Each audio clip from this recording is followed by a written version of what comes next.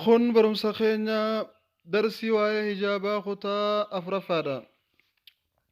بسم الله الرحمن الرحيم الحمد لله وحده الصلاة والسلام على من لا نبي بعده وبعد. إخواني الكرام السلام عليكم ورحمة الله وبركاته. وبلين كيا ومشتوتا بدي بيا dubartoota keenya qaqqaaliif gaggaarii yaa ijoollee rabbiin jannataa fuume baga jiraattan baga jiraanne isiniin jechaa rabbiin subhaanahu wa ta'aalaa tokkollee keeysan ibidda isinin seensisini sababa ajaja isaa diddanii duwwaa deemuutiin sababa hijaaba dhiiftanii qullaa deemuutiin tokkollee keeysan ibiddi isinin nyaatinii warra akka rabbiin je'ut deeme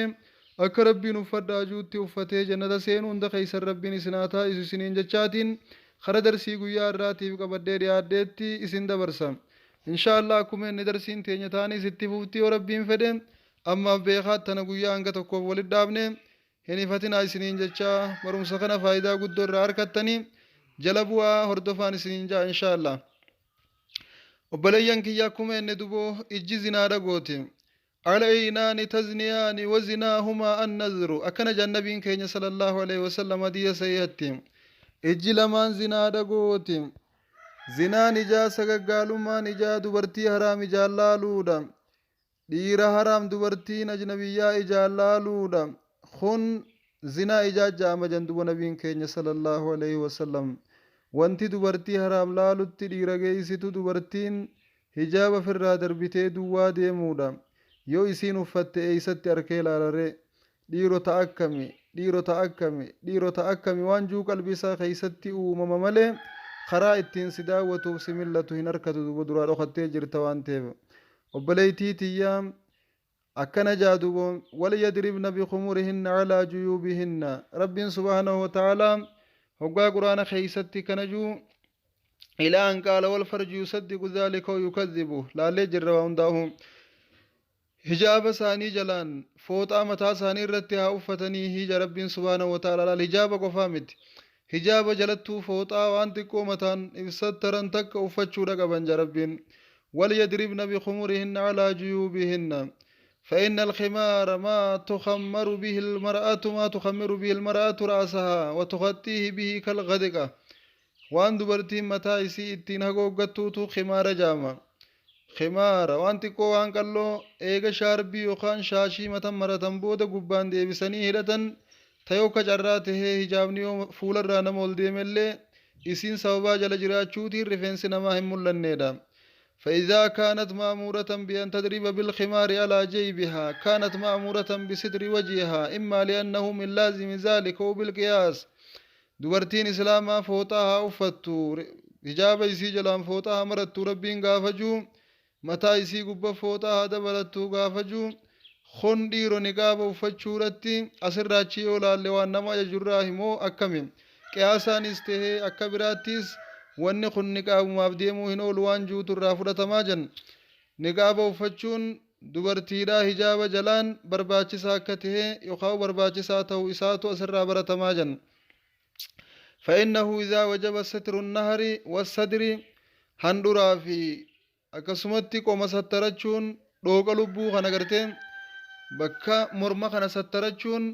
waajiba eega tahe kaana wujuubu sitril wajhi min baabin awlaa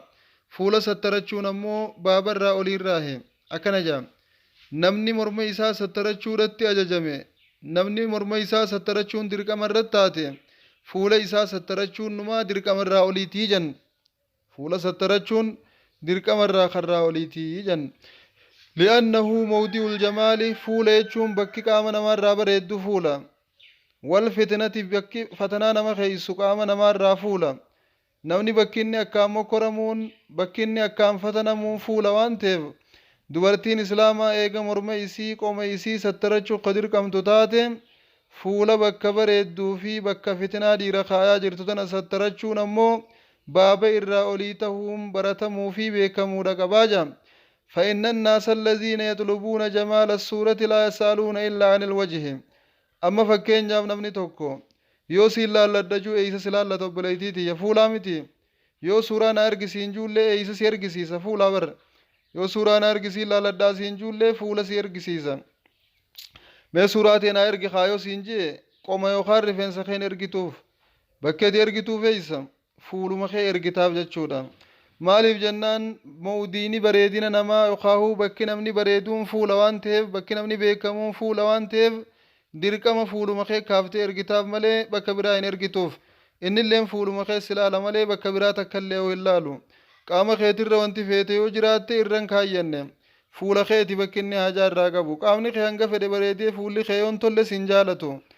qaamni kee hanga fedhe fokkotee fuulli kee yoo bareede sanumarraa si jaalata akkana sii galuudha qaba akkana nuu galuudha qaba li'annahu mawdi'ul jamaali wal fitna bakki fitnaa fi bareedinnitti argamuudhaan namni itti wal halaakaa jiru fuula kana duboon فإن الناس الذين يطلبون جمال الصورة warri bareedina qaamaa zaataa bifaa barbaadan laa yasaaluuna illaa an alwajhi fuula kee malee bakka biraa irraa sin gaafatan yookaahuu kasin arkin illeen akka imboo fuula keeysa gizee ilaalte tiyyaan san fuulli sii silaa akkam jaa aboo silaa gizee ilaalte akkam jaa gurbaa san fuulli isaa kanumaami wani namni gaafatu fuulli isaa akkami silaa fuulli isii kami silaa tanumaami فإذا كان جميلا يو فولي بريداتهم لم ينظر إلى ما سواه نظرا ذا أهمية laalcha nama yaachiftu gara biraa hin yaadu ilmi namaa itti yaadee hin laalu bakka biraa bakki inni laalu fuulli bareennaan yaa maashaa Allah wani bareeddi ni bareeda bakka tana wanni inni jiru ولذلك إذا قالوا فلانة جميلة خناف هقا نمني هقا جو فلانة جميلة أبلو بريد دورا قافجان لم يفهم من هذا الكلام إلا جمال الوجه بريد النسان بانا بريد نفولات وانجوتو إرانا مافقلا malee bakka biraatu bareeda jaaniin naa himan jee namni hin yaadu fuula isii bareeda naan jaanii jeetuma yaada malee abalu bareedduudha yoo jetteen bareedinni isii kun ka keeysaati moo ka gubbaati moo ka dhaabaati moo ka dhaabbataati moo ka fuulaati waan juu hin yaadu fuulaa bareeda jeetuma fudhata malee abaluu takka ni bareeddi yoo jeniin fuuluma isiiti jee yaada malee qaama isiiti jee yaadu akkana fatubayyanu anna alwajha kanarraa wanni ifa namaa galu anna alwajha huwa mawdi'ul jamaal fuulli bakka bareedinni namaa ittiin beekamu ta'uun asirraa namaa gala xalaban wa khabaran ati ilaaltuus namni si himuus abalu bareeddi yoo siin jan fuuluma siituu si mul'ata abalu bareedaadha yoo jan fuula isaa si mul'ata akkanaami kanaaf fuulli namaa bakka bareedinni namaa ittiin beekamu ta'uun isaa wal naman gaafachiisu فإذا كان كذلك ويتكنت يدو بليا كيا فكيف يفهم أن هذه الشريعة الحكمية أن هذه الشريعة الحكيمة شريعة نوغيتي جرو في جرين المنامات هاتي رب الرانو وكنمتتن واتكلين من شك سيفتو يخاو أنتي سير راهبتمو في الرابيكمو تأمر بستر الصدر والنهر مرما في قم سترت شورتي غافن وأججو ثم ترخص في كشف الوجه akkami fuula keenya duwwaa deemuun ulaafifti mormarra fuulaatu irra bareeda waliif gallaame qomarraas fuulaatu irra bareeda bakka irra bareeddu banadhaa deemaa nuun jettee bakka hin bareedne nun sattarachiiftu wanti jabduun jirtu jalaas tahee gubbaas bakka bareeddus tan bareednes bakka mul'attus tan mul'annes hunda waliin sattarachuudha keeysaa'uu fuula akkaan sattarachuudhatti nu ajajje jechuudha inna allaha ta'aalaa nahaa nibdaa'i ziinati mutlaqan rabbiin guutumaa guututtuu bareedina keenya mul'ifnee deemuurraa nu dhoorka bareedina keenya mul'ifnee deemuurraa nu dhoorka guutumaa guututtuu rabbiin subhaanahu wa ta'aalaa bareedina ifii mul'ifatanii deemuurraa ni dhoorka illaa maa zahara minahaa waan ifii dirree bahee mul'ate yoo taate malee wahiya allatii laa budda an tazahara wanni kun waan hafinsi hin jirre irraa mul'achuu isii irraa niin dhoofadha jettees tan dandeenye sunta akkami ennaan ka zaahiri siyaabi uffata keefaa zaahira isaa kananiin dhoofadha jette atu isaan dhokattee dhoofachuu hin dandeeysu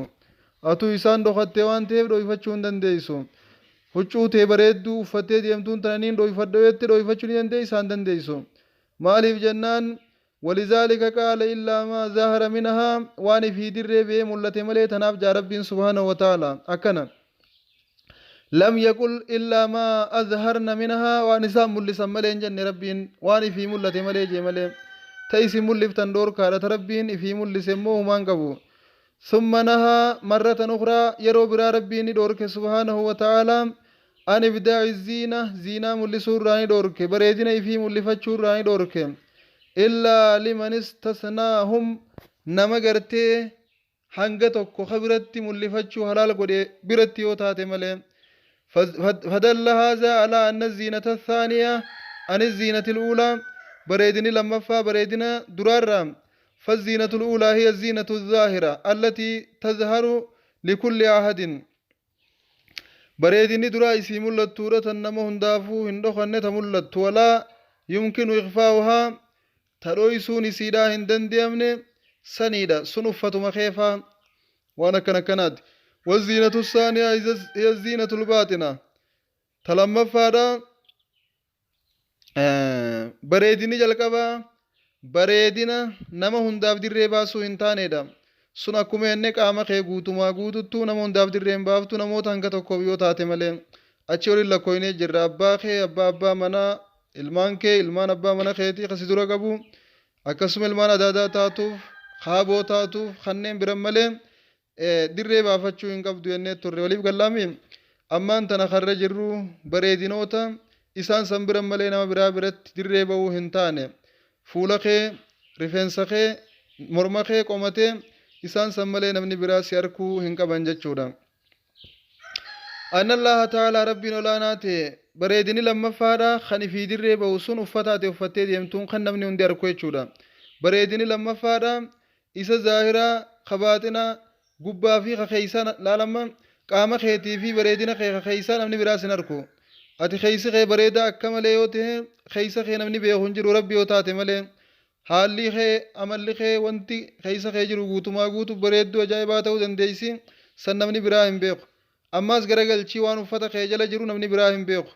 yoo namoota hanga shari'aan bira banachuu fi birattiif garsiisuu si hayyamte san birattiif garsiiftee isaan si harkan malee ka kanarraa achi hafe guutumaa guututtu wanni uffanni keefaan bareeduudhaan nama mul'atu kun waan ati mul'iftee miti waan ifii mul'ateedha irraan gaafatamtu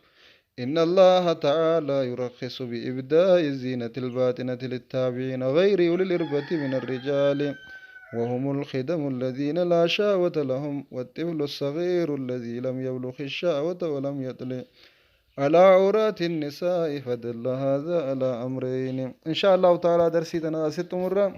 درسي فكات براتي نقول ديبنو ججبات درسي سنيديم تون دور دفا ربي خيرا صداد اتهو جدا